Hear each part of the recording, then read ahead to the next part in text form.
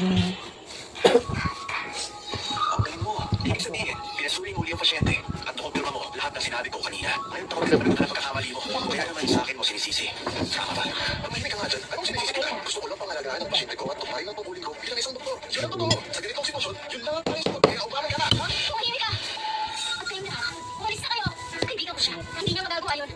Pag di ka tumigil, nagkakabintang, tatawagan ko ang kuya ko. At ipakukulong ko kayong lahat. Kuya ko sa Victor Stone ng Criminal Investigation Unit. Hey, Stone, sa panahon ngayon, ang bibigyan sa'yo magaling Bakit kaya naman ako kumain ng...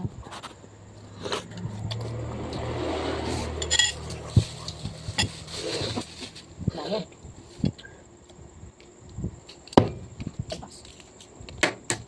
Sarap guys.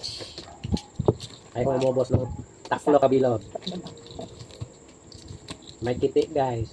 Hindi masyado na kayo. Sarap. Ganyan, perfect yung balat nila. Saba pa lang ulam na. Gusto.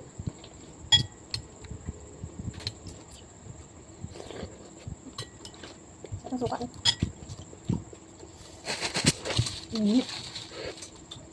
Bato na sila.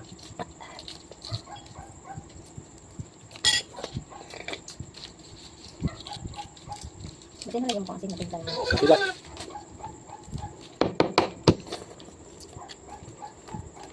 Pangalawa na guys.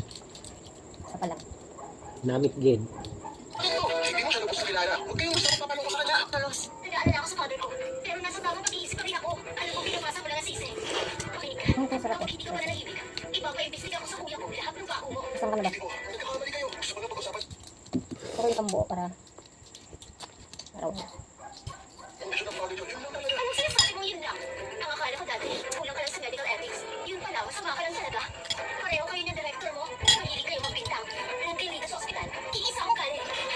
Ibig sabihin, sigurado kang walang kinalaman ang kaibigan mo sa kondisyon ng father. Ano naman, kababalik ka lang ng Rivertown. Bakit ang gagawin doon yun? Dr. Ross, Ang tapon. bago ka nagtignan, alam kita kamali yan.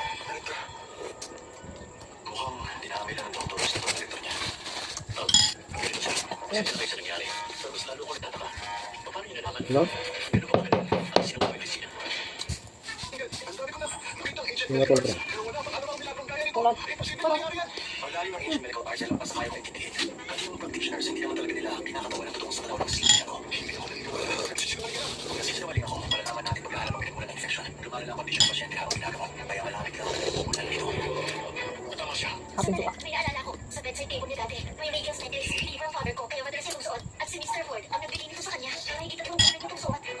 Ang simple kaya na.